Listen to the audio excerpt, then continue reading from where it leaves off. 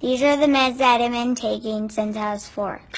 1, 2, 3, 11, 12, 13. Lexapro. The last one is Abilify.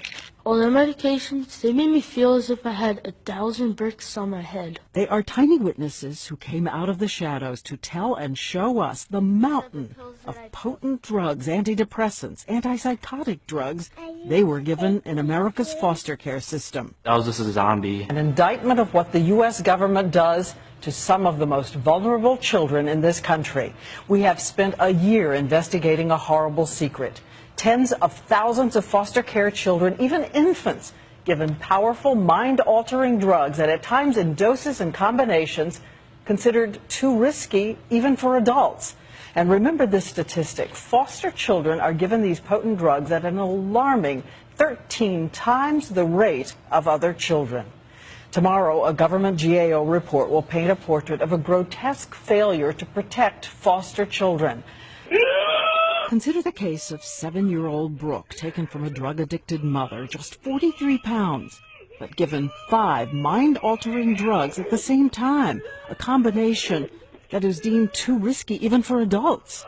Brooke, you need to get down. Come here, Brooke. And foster parents who want to help soon learn that if they don't give medications, the child can be taken away. We were told to put our faith in the system, and that's what we did. No one said the medications could be causing the problem. They kept saying she needs more medications.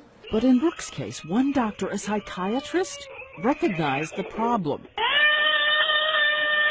And Brooke went from this, being weaned off the strongest medications, to this. No adult should be receiving the drugs that different variety, but certainly not at these ages.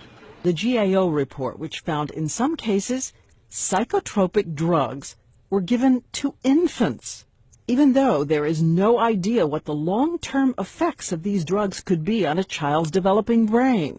And the report found in 5 states alone, out of 100,000 foster kids, 26,000 were on some form of psychotropic drugs. How is it happening? When you don't have the time, the quick rush to judgment is the answer is a pill. You know, I worked for 5 years in the Texas foster care system as a court-appointed special advocate, CASA, and I was still in the pharmaceutical industry at that time, and I started to see how that children that were, just had a bad rap in life and got placed in the system were literally a profit center for psychiatric drugging. And because of the Texas medication algorithm project that we had here, they were getting not only, major psychiatric drugs, but the most expensive drugs that were on the market, and the taxpayers were paying for them. So I really became alarmed about that when I saw that all my little 2-, 3-, and 4-year-old kiddos, they would come into the system and they were immediately drugged. Incredible.